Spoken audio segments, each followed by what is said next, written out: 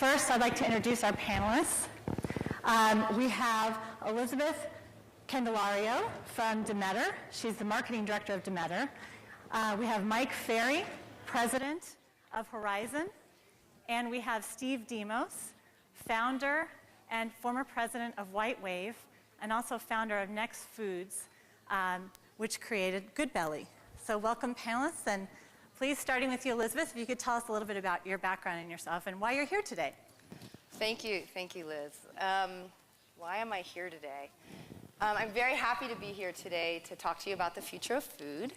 And I spent most of my career in the wine industry, about 20 years actually. But once in a while I jump out of the wine industry because it's a little bit like having chocolate for dinner. It's really great, it's really fun, but it lacks social mission. So I would jump out of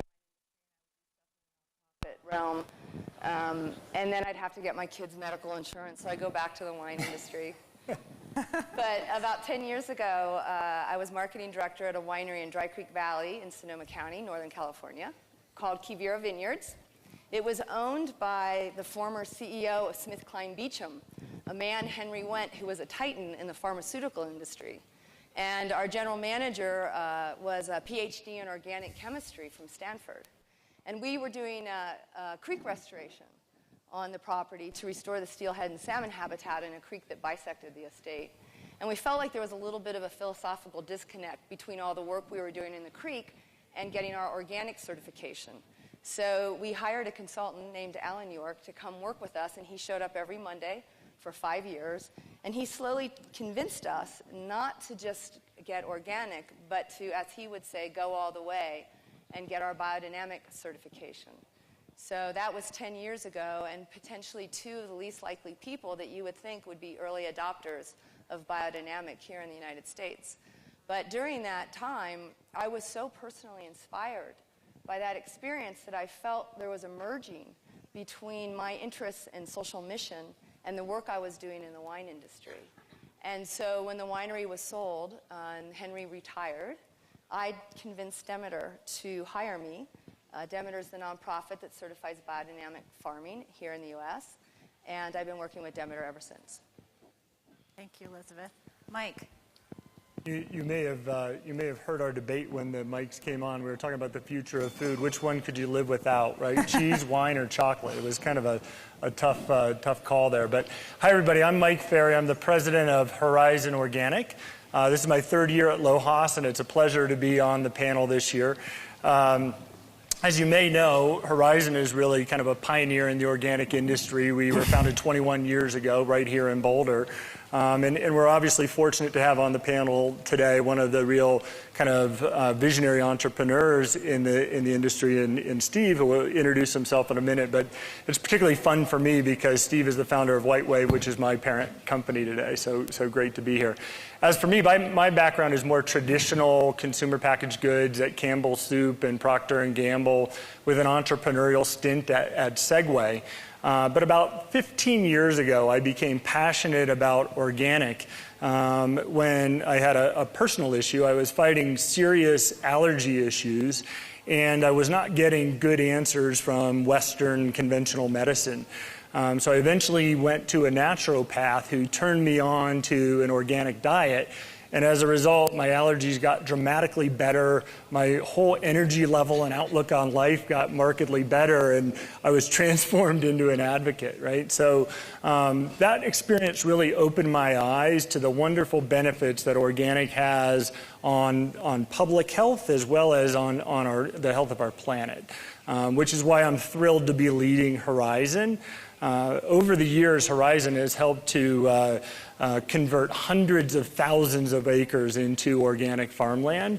And as a result of that, every year our farmers help to keep 20 million pounds of chemical fertilizers, chemical pesticides, chemical herbicides out of our air, our soil, and our water. So it's a pleasure to be here today. I look forward to chatting more with you. Thank you. Steve. First of all, my name's Steve Demos. I'm actually a vagabond that didn't have much to do, so I became a social entrepreneur instead. An honor to be on this panel with all of you folks and to be at Lohas. I have a commitment to social and economic responsibility. I founded several companies whose roots are in right livelihood. That includes environmentalism, includes social responsibility, and it obviously includes a concern for the actual health and well-being of both the organization as well as the consumers we sell to. I'm a serial entrepreneur, although I've never been in the cereal business, so to speak, and I will continue to be in the lifestyle and the socially responsible sector as long as I can. I think you can demonstrate a model in Lohas for making a profit that you can be proud of and that will actually revolutionize capitalism, and that's my commitment. Thank you, Steve. It really is an honor to be here amongst these folks, especially considering that each one of them came into this space through a very personal journey, a very personal commitment to this, and so too have many of you. Most of you, I would suspect, have a very central part of this discussion of the future of food in terms of the work that you're doing or a personal passion. And because of that, as well as the fact that Lohas is indeed a networking event, what we'd like to ask you to do is to stand up, and I'd like to ask everybody to stand up, please, and meet someone, introduce yourself to someone that you haven't met who's close by, and take a moment. They didn't need any instructions. I'd like to ask you to take a moment to ask each other about the future of food. I should have said that beforehand.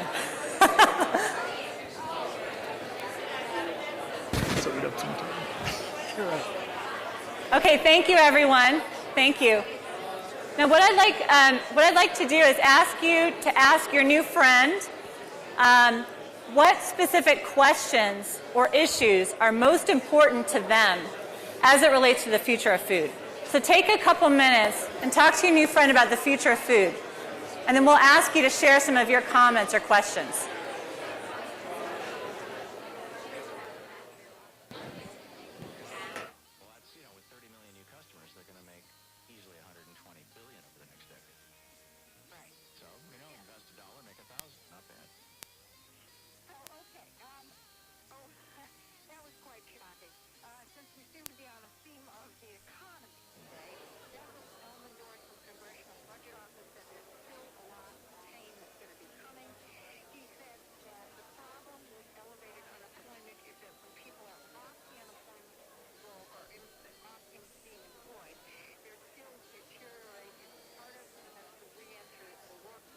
Okay, thank you, everybody. If you could take about 30 more seconds, then we'll go ahead and reconvene and begin our panel.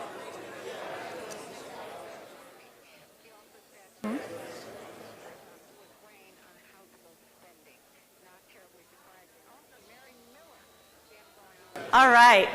Now that you've all started having some good discussion, let's open that up and share this discussion together. So does anyone want to share one of the insights or questions or issues that they want to discuss today that we can discuss with our panelists? Anyone want to share a question or an insight? Yes, please, in the back.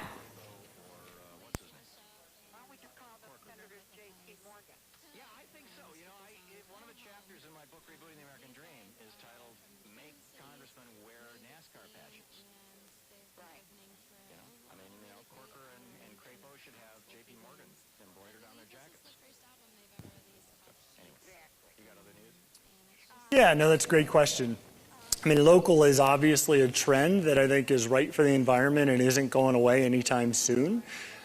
We source, call it 95% of our milk from family farmers. We have about 650 family farmers on our truck. Today, those farmers are located in probably 23, 24 states across the country. And quite candidly, as a capitalist, the reality is the organic milk business is a fairly low margin business. And if you're shipping milk for a long distance to get it processed and then shipping it further to the store, at the end of the day, you're going to lose money.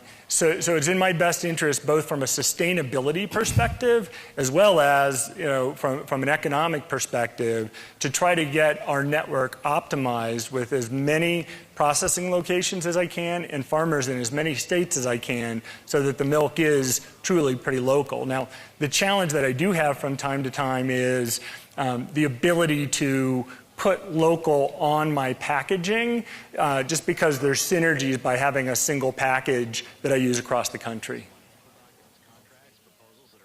So Elizabeth, taking that concept of local, biodynamic really in a lot of ways is the ultimate form of local agriculture. Could you tell us a little bit about how the biodynamic movement and the local food movement can intersect or are intersecting today?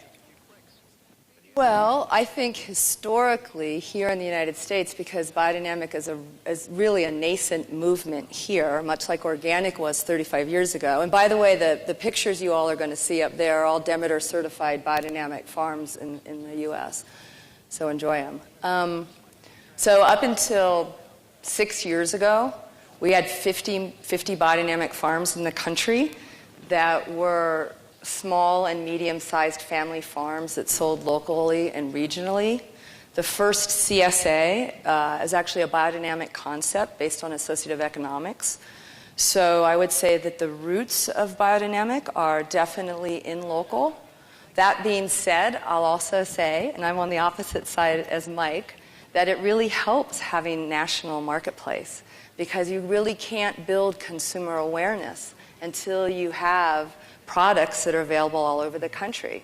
I mean, if you want to talk to food writers, that are national in scope, they're not going to want to write about a movement that doesn't have any products that their readers are going to be able to go out and buy once they get all excited from reading the product. So I think that it's very important to have representation on all spectrums.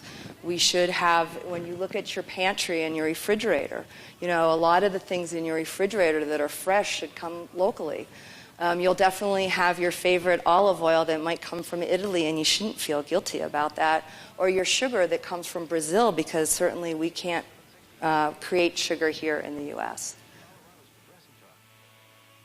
So Steve, I'd like to ask you a question about something that recently happened here in Boulder that a lot of people here, including yourself, are very passionate about, and that's the GMO issue.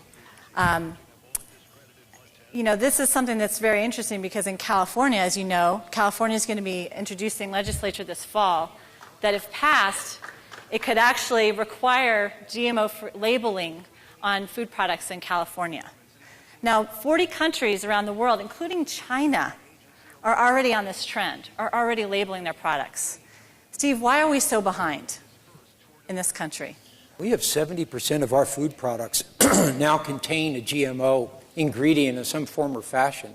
For us to label product at this point is definitely what we will all want to see, but it's going to be extraordinarily disruptive to the food community. And I think the largest manufacturers out there are quite concerned about putting genetic engineering on the side of their package when over 90% of the American population say they want to see it labeled and they don't want to consume it. So there's a lot of hidden facts out there that are going to come to light here, and it's going to be totally disruptive. That's why I think you're seeing so much resistance. And Mike, what's Horizon's perspective on that issue? Yeah, we clearly support labeling. We're supporters of the local Boulder initiative. We're supporters of Just Label It. We're supporters of the GMO project. We think that consumers really have a right to know, and we hope in the not too distant future that we get to a point where that becomes a reality. What other issues can we ask for from the audience in your discussions? What were some of the things that came up for you? Does anyone else want to throw out a question? Or yes, please, in the front.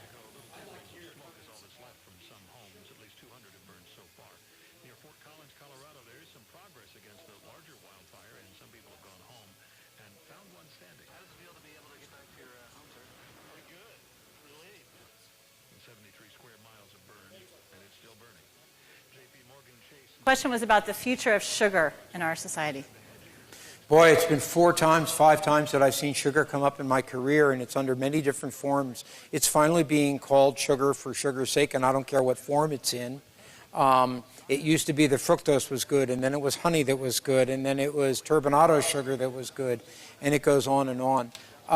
It's interesting that unrefined sugars in what we call third world countries don't suffer the obesities and the issues that we suffer in the United States, and they eat a lot of sugar cane and a lot of other types of sugar. So I think we're going to need to look a little deeper than just the sugar quantity, although it's important. It is not the culprit. There is a deeper culprit out there. It could be our obsession with certain other types of foods or heavily processed foods that the body doesn't understand, and it's signaling in a strange way. But I wouldn't put the onus of everything on sugar, although we certainly consume more than we should be. Elizabeth, do you think the mayor of New York should be restricting sugar and the consumption of sugar? Oh, wait, that's a political question. Not a farming question. Let's keep this a lively, interesting discussion. No, really, what's your perspective on sugar and the future I think of sugar? that if people ate food that was grown in a healthy way, they would feel full. And that a lot of the problem is that the further away you get from the farm in terms of the food that you eat, the more you seem to have a yearning to consume more. And so I actually think that the local food movement might help, and that's more the direction we should go versus trying to tell somebody what they can and they can't eat. But certainly sugar is a related topic, as you mentioned, Steve, around obesity and the prevalence of that in this country. I think the CDC indicated that today 1 in 10 Americans has type 2 diabetes. And by the time my son is my age, it'll be 1 in 3 in 2050. Today it's $174 billion a year that it costs us. By that time, it'll be $2 trillion a year. So what is the food industry? What can we do to help stem this trend? Or is there anything that we can do? Mike? I think a lot of it is really about education, right? And Elizabeth, you hit on it. You know, getting people to eat more fresh, local, natural, organic, less processed types of foods, and learning to understand satiety. And while I agree with Steve, I don't think sugar is the sole villain. I think sugar and carbohydrates and a variety of the things that we eat are contributory factors. I think a lot of it really comes down to education, and it's our responsibility as leaders and marketers of food companies to help educate folks about the obesity issue and about eating healthy and what constitutes an appropriate diet versus not. So Elizabeth, how can we educate our society? How can we educate our children better about those things? Boy, that's such a big question. I mean, plant a garden in your backyard, support your public schools to have gardens at school. Anybody here who has their children in Waldorf education, it's an integral part of Waldorf school is teaching children to farm at an early age. Boy, the only way that we're going to teach the entire population out there is by example, and go look at the examples that we have right now, and obesity's out there, and fear will be the driver. It will be the mistakes that others make, which will be the mainstream, and the segment that we're all in, the natural segment, will continue to grow. But that's the safe harbor. Outside that eating category, it's not a safe harbor, and you can see it on the people and the weight and the obesity and the diseases we see arising. So I don't think it's anything but pain. I think the mainstream is going to see a lot of pain because they're not listening to the education that you're talking about. So what will be the tipping point? Early death. I think that you're going to see the onset of that a generation will die before their parents. Is that happening already? Well, you just named it. Diabetes is going to take out, I heard a percentage that was even higher, that something like 25%, 30% of teenagers under 14 years old right now are type A or diabetic. That's staggering. And that is a life-ending disease, although it can be treated, but it's certainly going to shorten things. So what motivates people greater than fear? Greed. Well, we're not really talking about greed here. We're talking about trying to outrun something that's going to shorten our lives. That will teach people. What else is on your mind? Yes, please. And in answer to that question, he wrote an op-ed for the New York Times about the dangers of fascism and the threat that fascists pose to the United States. He wrote, fascism, this is the Vice President of the United States speaking in 1944. Fascism is a worldwide disease. Its greatest threat to the United States will come after the war within the United States itself. Another fascist danger is represented by those who pay lip service to democracy. Question was about the growth in Demeter, just because I'm not sure if everyone can hear. Question about the growth of Demeter over the last several years to Elizabeth. Thank you for asking that question. You know, Demeter certification is increasing on average about 15% a year now. What's really interesting is it really caught on in the wine industry about 5 or 6 years ago, you know, when Mike Benzinger was on the cover of the Wine Spectator, for those of you who are familiar with wine or wine drinkers. And we have 75 certified and in-transition vineyards and wineries now, second in the world next to France, which is pretty remarkable since biodynamics has really been practiced in Europe since the 1920s. So we think that it's because of the early adoption in the wine industry that's leading to adoption in other types of processed products and farms, which is really exciting. I actually often say that I think history will show that one of the gifts of the American wine industry to the marketplace will have been the introduction of biodynamic. Thank you. Other questions or issues? Yes, please, in the back. Forgive me if you already covered this because I came in a little late, but I'm curious what you would say about the cost of healthy organic food and how we can bring healthy food into low-income populations where it's not very accessible. Excellent question. So question about how to bring healthy organic food into lower income populations and people who don't have access to that today. Steve? Oh, I'm sorry, Mike, please. It's fine. You go first. The cost of organic is relative to scale. And the larger the scale of the industry, well, let me rephrase. Why does white flour cost more than whole wheat flour when you have to do more to it? Because of the scale of the industry and the infrastructure that's built around it. So the answer to your question is actually eat more. The more natural products that are eaten, the larger the industry becomes, the more efficient and competitive it becomes, the lower the price to the consumer. That is the beauty of the free enterprise system, but it's a process. Okay. I'll build on that. I mean, Steve's exactly right. I mean, scale is a big piece of it. For the business that I'm in, the dairy business, there's also a bit of a difference in terms of the margin that the retailer charges. And part of the reason for that is because conventional milk is in 90+% of households, and conventional milk is a loss leader for the retailer in order to drive traffic. So they might sell it, you know, at cost to a 10 margin. They may turn around and take an organic milk and mark it up 30, 35, even 40%. What will change that is when the organic velocities are rivaling the conventional velocities as you get scale, and then the retailers will be forced to take a lower margin on the organic product. So it's an evolution. It's nice to see that in the organic dairy industry, as an example, you know, we're growing dramatically faster while conventional is actually declining. So in time, you'll hit an equilibrium where it will become more affordable. The reality is, I think there always will be a bit of a premium. Because we do police ourselves in the organic industry, and there are expectations and certifications that do require a slightly higher cost, but I do think over time you'll see that gap get a little closer.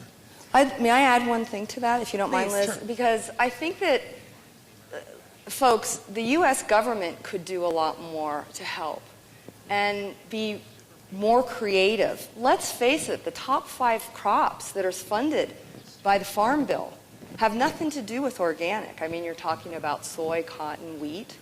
The SNAP program, which you know is the food stamp program, at least in this iteration of the Farm Bill, is starting to get a little bit more interesting, because they're talking about building programs with SNAP where if somebody takes their food stamps to a local farmer's market, they actually get twice as much. Can you imagine if the federal government, via the Farm Bill, started to fund organic programs so that the organic industry has an opportunity to actually catch up a little bit, and at the same time build this bridge between our agricultural policy and our healthcare policy, which are completely in not only separate buildings or separate cities in separate states, I think they're on different planets sometime. Good build. So a related topic, food security. A film that recently was produced called Finding North, which you should all see if you haven't yet, talks about food insecurity in this country. So even beyond healthy organic food, just access to non-processed food, to live food is in some areas in crisis, where 25% of urban families don't have access to a grocery store within a mile of their home. Again, what can we, as people here in this audience, as part of this community, what can we do to help to stem that and to provide better access to food? Steve? I don't think you're going to change that. I actually think if you talk about the future of food, you're going to talk about market segmentation. That market segmentation is going to be a mainstream market that doesn't care about what we're talking about right now. They will gradually migrate in that direction because the foods that they're going to consume are going to be unfulfilling and dangerous over a long period of time. But I think the natural foods sector will continue to thrive and grow. But I don't think that we can solve the food system problems on a massive level until the consciousness of the people turns around and that's what they demand. And they're not demanding that. They're demanding more cupcakes and more sodas and more potato chips. And if you doubt that, go look at your supermarkets. If it wasn't selling, they wouldn't be making it. Mike, do you think we have a role to play? You know, I think it's a difficult issue. I think it's not an issue that's going to be solved overnight. And I think the role that we can continue to play is one of education. But you know, there's a saying that, you know, when the student is ready, the teacher will appear. And Steve's right. I think there's a percentage of the population that's not necessarily ready to hear the message. I think it's our responsibility to continue to preach the message, and hopefully over time we'll move to that tipping point where all of a sudden it becomes mainstream and everybody gets it. But it isn't tomorrow. Elizabeth? You disagree? No, Boy, I agree. I think that's all well said. I think that the agricultural lobby in the U.S. is probably the most powerful lobby. And until the healthcare lobby starts realizing that that it's in their best interest to get the agricultural lobby to align behind healthcare, just like they did for big tobacco. We think about that. Big tobacco fell down when healthcare came after them and said, no, wait a minute, we're having to pay for this. So I think there is hope. I think a lot of it rests with the government, and not to say I'm just taking the other side of the coin, because it all starts here in each one of us. But on the other hand, I think that U.S. policy really needs to start shifting. And it's in the interest of U.S. policy to start shifting, because the true costs of health right now, the true costs of the environmental degradation due to agriculture, all of those things are real, folks. We are paying for it now. So the key is that we have to, as a voice, get as strongly heard in Washington as we are here at Lohas. And in your travels around the world, as you all travel, have you seen other cultures, other countries that have a better connection or have some of that awareness about the connection, and really in policy and in practice, between healthcare and food and eating healthy?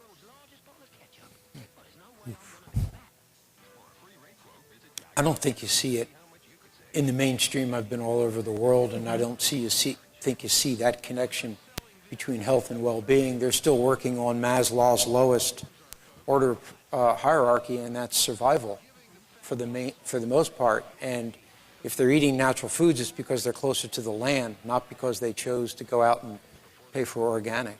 So for the most part, I don't see that. But we have to be the role models. There aren't role models out there. You know, don't you think that there's sort of an evolutionary weeding going on? There is a group of people, and I'll bet you there's a whole bunch of them in this room, that if I asked you to raise your hands, when did you adopt a lifestyle of health and sustainability, there will be many in the room that will go all the way back to 30 years ago, 40 years ago. There's a lot of people in the room, especially a lot of people outside, that they haven't touched it yet. Now, if what we're saying is true, if there's a direct connection between health and well-being and nutrition and everything, by the end of this generation's life, we will see the difference. We may already be witnessing it, but we are a living scientific experiment in evolution about the changing of our food systems. And you can only see these changes after long periods of time.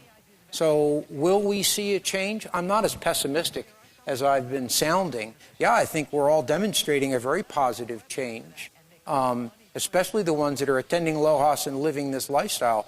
You'll be known as the elders, and the young ones will be looking to you for your lifestyle choices. I think that's a very important leadership position. Other comments or questions? Yes, in the back.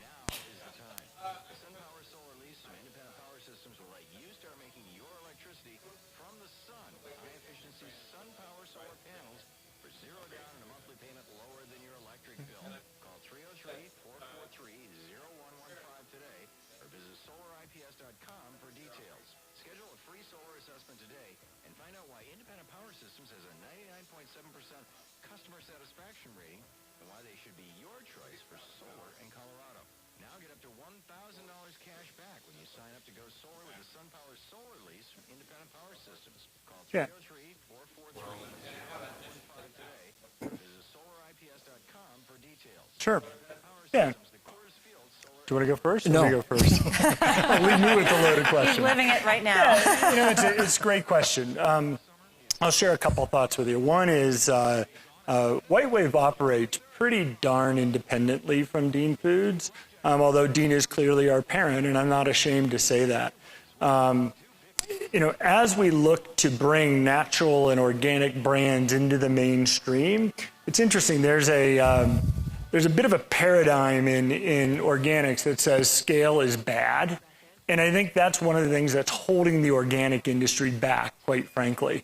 You know, I spend a fair amount of time out visiting with our farmers, and I've been on a 2,000 or 2,500 cow farm that operates under the principles of organic and is beautiful. And if I was a cow, it's where I'd want to live my life. And I've been on a 30 cow farm that I wouldn't drink the milk from. And so I really think the scale question is probably incorrect. And one of the things you're seeing is as we move into kind of the second generation of the organic industry, there's a lot of these successful brands are being purchased by mainstream food companies. And I actually think that's a good thing if the food company remains, if the parent remains true to the values and the history of that business. You know, at White Wave, we say we want to be the Earth's favorite food company. That's one of our objectives, right? Every one of us on our work plan has a corporate responsible livelihood or social responsibility, if you will, objective each year that we're working against. We're working on reducing our fossil fuel usage. We're working on reducing our water usage. We're working on reducing waste. And the other thing I would say is, well, we are owned by a company that's largely conventional. You know, it's important to note that if we didn't have a parent that had deep pockets, quite frankly, Horizon may not exist today. Horizon went through a very difficult period in time. We've fortunately come out of that, where for multiple years in a row, we were actually bleeding money for the company. And if we didn't have a parent that believed in the vision and was willing to support those losses, I'm not sure Horizon would be around. So I make no apology. I'm very proud to be owned by Dean Foods. You know, I will compliment the same. We started the industry out, and I'm going to make that a plural, all of us. 40 years ago, with the intent of changing the world. You can't change the world until you hit large scale and dive into large business. And there's nothing that's going to change capitalism in this world faster than making more money in right livelihood than you can in wrong livelihood. So if you want to change capitalism, breathe in to big business, but make it right livelihood. Right. Elizabeth, do you have anything to add from the perspective of biodynamic farming and how that connects to big business and big food industry? I think that Mike is right, absolutely right. I mean, scalability is a question I often get asked. The largest biodynamic farm in the U.S. happens to be the oldest. It's 3,500 acres. There's 12,000 acres of biodynamic tea plantation in India. Sikkim in Egypt is huge. So it's not so much the size, I think, as the farming methods that are used, and then, of course, the processing as well. Thank you. Other questions? Yes, please.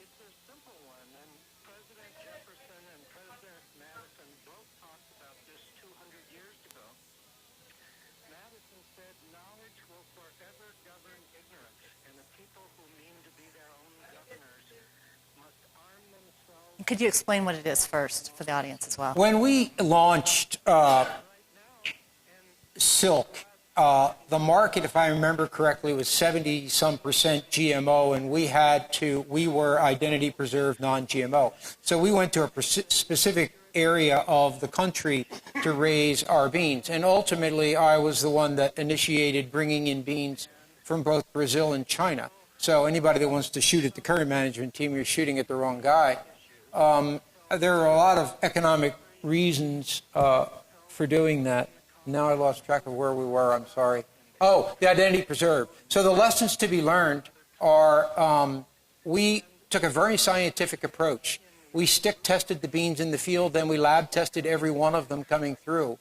I got called to task by the Wall Street Journal because we said we were 100% GMO-free soy, except the testing mechanisms only tested to 99.96% at that time, and they said we were exaggerating, even though we couldn't find anything in it. So it gets a little dicey out there, but the constancy of testing, laboratory testing, so that you have verifiable proof. We didn't believe, it's not that we didn't trust our farmers, we wanted to verify and be able to prove to the consumer we are representing you in the marketplace. If we put a claim on this product, we are living to that claim. I hope that answered your question. No, it didn't. Please ask. The Indians, which live without government, enjoy in their general mass an infinitely greater degree of happiness than those who live under European governments. Among the Indians... No, that's not true. We did not have a supply problem. We had a pricing problem. And at the time, every time I picked up the phone to order more soy, the price went up because we were the driving force in the United States and at one point on the planet for the consumption of organic soy and organic sugar.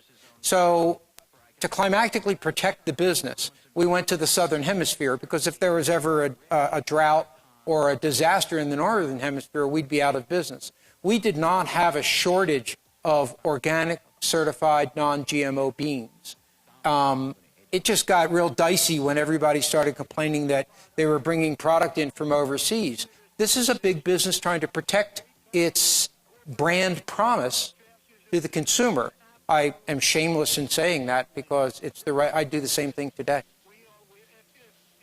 Let's talk for a minute about sustainability in agriculture. Today, our food system is causing more pollution than ever before, and it's at alarming levels. What can be done about this? And specifically, Elizabeth, I'd like to start with you. How can we have a more sustainable food supply? Well, it's a really important question. And it was interesting this morning, somebody was talking about, you think about the Lohas consumer, or all of you as food eaters, we're all eaters, that we're very interested in buying food that's healthy for ourselves and for our family, of course. But this idea that we also have to buy food that's made in a way that's really healthy for the planet. I mean, let's face it, agriculture's been the elephant in the environmental living room. it is the biggest contributor of man-made carbon, global warming, contributor to climate change. And up to a third. I mean, you read different statistics, but up to a third. I mean, that's significant. We're talking methane, we're talking carbon dioxide, nitrous oxide. Conventional agriculture is also the largest user of our increasingly scarce freshwater resources. I'll give you an example. This is just so shocking. And I just read this the other day. You know, the number of chickens that we produce here in the United States has grown 1,400% since 1950. Guess what? The number of farms growing those chickens has dropped 98%. We now produce 9 billion broilers a year. I'm talking about meat chickens on 2,170 farms in the U.S. That's 640,000 chickens per farm, contributing 2 million tons of chicken litter a year. Now you think about the impact to the watersheds: arsenic, antibiotic-resistant pathogens, nitrogen, phosphorus. A sixth of those farms are in Georgia. So we're at a crossroads here where our farms are really not only using scarcer and scarcer natural resources, but contributing all of this environmental degradation, contributing to climate change at the same time that we're being asked to produce more food for an increasing global population. So what do you do about that? You have to create a more sustainable farming system. And I would suggest that we've looked at farms the wrong way, that we really should look at farms not only as lessening their carbon contribution, but as carbon sequestration factories. I mean, agricultural land can be one of the biggest sequesters of carbon on the planet. So I think our expectation about farms and what they can contribute has to shift. I read some research from the Rodale Institute, for example, that said that if you just shifted the corn and soybean crops in the United States from conventional to organic, you'd almost meet the metrics that were set by the Kyoto Protocol. So I think that's where we need to spend our time. Thank you, Elizabeth. So, Mike, even organic farms produce a lot of methane. Yes, they do. No question. I will agree with Elizabeth, though, and it's interesting. I read the same Rodale study. Organic farms use 40% less energy typically. Organic is clearly a better solution in terms of no pesticides, no herbicides, no fertilizers, no hormones, no antibiotics. And I guess the other thing I would say to people is, do your research, right? Understand which companies are behaving transparently and are making clear efforts to reduce their impact on the environment. I work for a company that's striving towards zero waste in our headquarters. That as I said, we all have corporate responsible livelihood goals. That the farms, and clearly there's no question that dairy farms are large users of water and energy. We have clear goals to reduce our fossil fuels, to reduce our waste, to reduce our water, and we track against them and we publish that data. So it is a challenge, but we can make progress against that over time. So what are some of the top 2 or 3 things that you're doing at the farm level, at the agriculture level, to reduce it? So Ellen Feeney, who runs our Responsible Livelihood Group, was out in the audience, and she would be the deep expert. But things like soil sequestration, things like just getting accurate measurement and the ability to hold, frankly, our farmers to the objectives. I mean, part of it is you get what you measure and you get what you reward. Right. Great. Steve, what's your perspective on that, on the unsustainability of the food supply today, or unsustainable nature of creating the food supply today, I should say? It's the elephant in the room. Stop eating animal products. Sorry, Mike. It's the elephant in the room. I mean, the elephant. It's been proven over and over and over. If you want to impact environmentalism, than plant-based diet.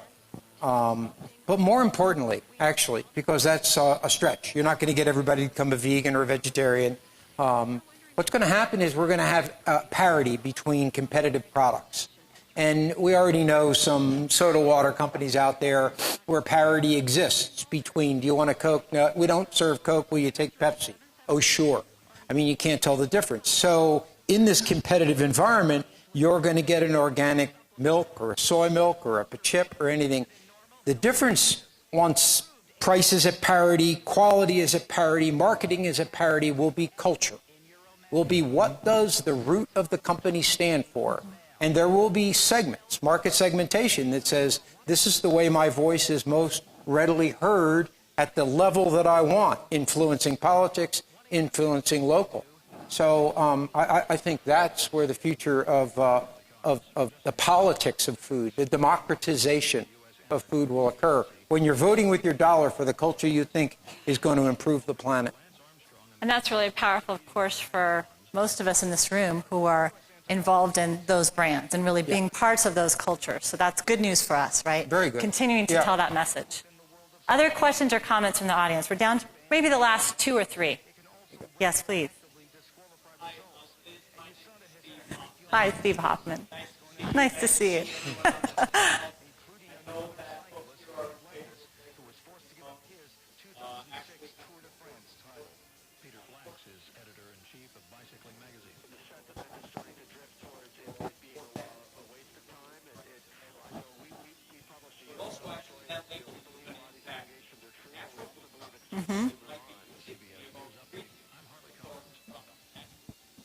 I got a question. Okay, I at one point was involved with this dairy company, and I came to learn a little bit about the dairy industry, which every state has a different law on the standardization and identity of what milk is. Now, do we believe that California is establishing a standard that will be adopted across all platforms? Because I had to fight the fight of every state having a different law and a different standard of identity for what those foods are. I'm all for the labeling. You know that. But I'd rather see it on a federal level than a state level. Thank you for asking your question. I knew you'd love it. Just label it, organization of dairy versus food. Yes, that's correct. Yes. They are trying to pressure the FDA to label GMOs from the federal regulatory level. Well, what's the FDA been sitting on its hands? Nothing about to actually approve GMO standards. So, we've been shot down in states that market. Ever heard of the Clean Air Act? California voters. Maybe it's not federal or national standards, but it will change the debate in this country.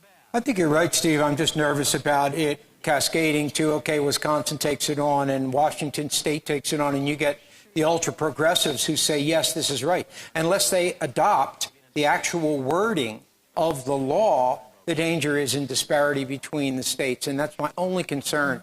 I do understand the domino theory of California tipping things as it has many times. It's just we're in the area of regulation now, and 5 years, 10 years down the road, it's going to get very dicey if it's state by state. So.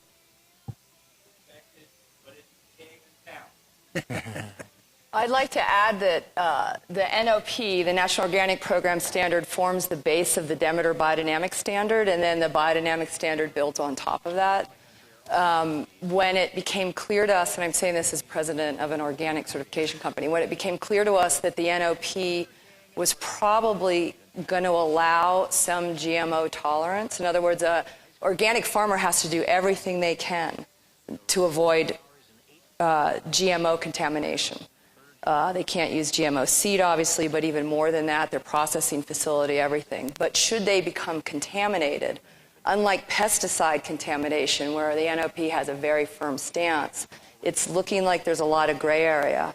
So we went back to the Demeter Farm Standard and we strengthened it. So we have a zero tolerance for GMO in biodynamic, probably now the only national agricultural standard that does. And what that will probably mean, as that down the road there will not be, for example, biodynamic canola oil. I mean, we're going to have products in the market that you're just not going to be able to say are non-GMO.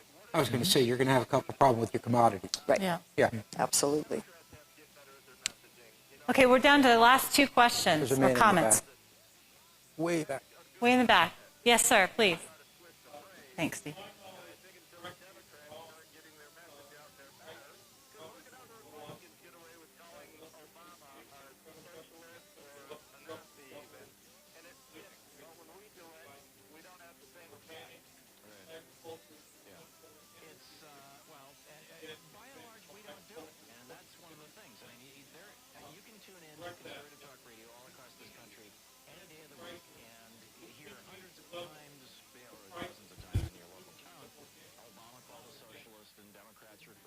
Interesting question, Mike. Yeah, I mean, I think it certainly will help. I don't know if you were here earlier when the question was asked about what can we do. I really believe, and Steve said it as well, I think a lot of it is about scale. The more the organic industry grows, the greater the percentage of households that are buying organic products, the more demand there is from retailers, and you see economy of scale across a variety of elements in the supply chain. I do think that over time, energy could help as well. Do I think we'll ever see a day where organic is equal to or cheaper than conventional?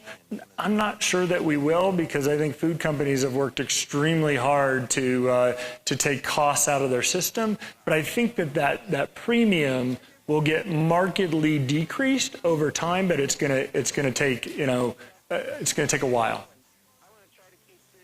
Thank you. Yes.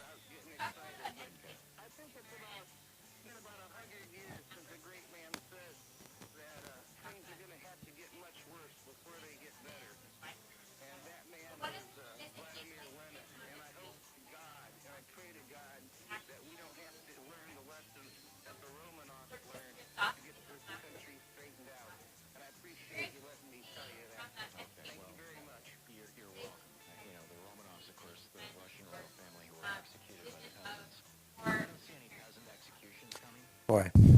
Transparency around processing. Your point is right on, because there are processing. If it's less than 0.1%, it doesn't have to be declared on the package, and that's a processing aid or chemical or something. And I just think that's flat out wrong. I think that we should have total transparency on every ingredient used. That's just a personal position. I might know a little too much in the food industry. Yeah, I think you will get there over time. I think there is a clear consumer movement towards transparency, and I think the responsible companies are moving in the direction to try to be very, very clear about how they operate. Candidly, a while back we took a lot of criticism about our farm up in Idaho. Today, if you go to my website, there's a video that'll take you through the farm, and you can see anything you want to see about it. And I got to tell you, if I was a cow, it's where I'd want to live my life. And so I do believe that transparency will, over time, move into processing. The one watch out is, there are some competitive advantages, from a technology perspective in certain products in certain fields that you don't want to give away your competitive advantage vis-a-vis other companies, but at the same time you want to be pretty open and clear with your consumers about how you operate and what you do. Thank you. Elizabeth, any comments there?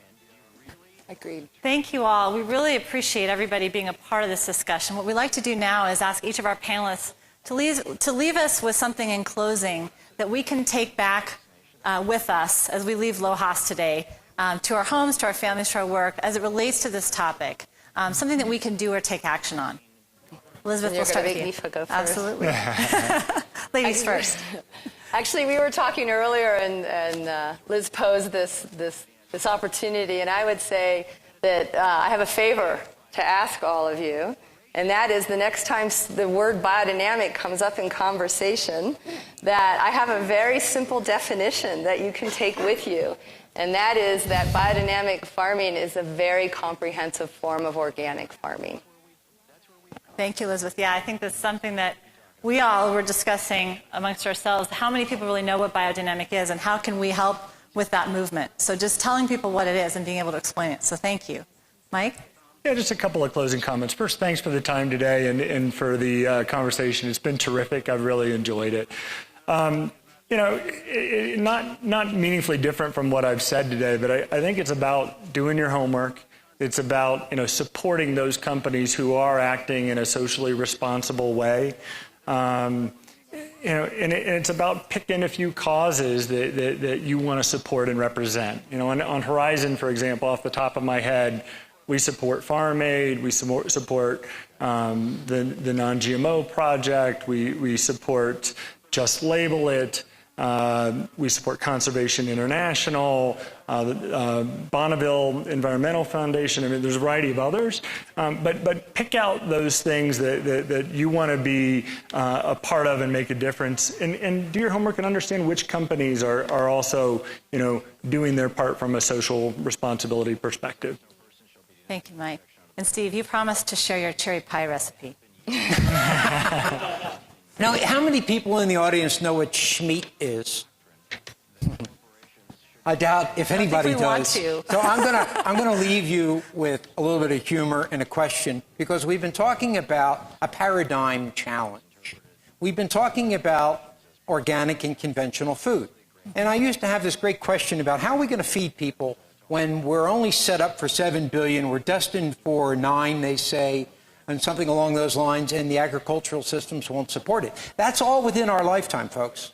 Okay, that's going to happen by 2050. So if we're really talking about the future of food, we have to do a whole paradigm shift. Schmeat stands for sheets of meat. And I heard this on NPR. Somebody has come up with a way of cloning the striated muscle of beef. That's what's used in hamburgers, turning it into a sheet and then stamping out patties on the end of this. This is, we can say that. That's an example. PETA has endorsed this, and I just want you to answer me, is that vegan and is that organic? Schmeat. So you can laugh about this all you want, but if the people on the planet exceed the ability of the agricultural land to raise the proteins, you're going to be eating a Schmeat burger. What is the culture of the? What's it in? What's its nutrient? Oh, it's protein. Is it soy? Oh, it's culture. I'm sorry. It is cloned beef. Oh, I don't know what the Petri medium, so to speak, was, Steve. That would define whether it's, well, PETA has put out $1 million reward for the first person who can come up with a true meatless burger. So if you're worried about how we're going to feed 9 million people, start your fast food chain now. All right, with that, let's all go out and have a Schmeat burger. Thank you. Thank you all very much.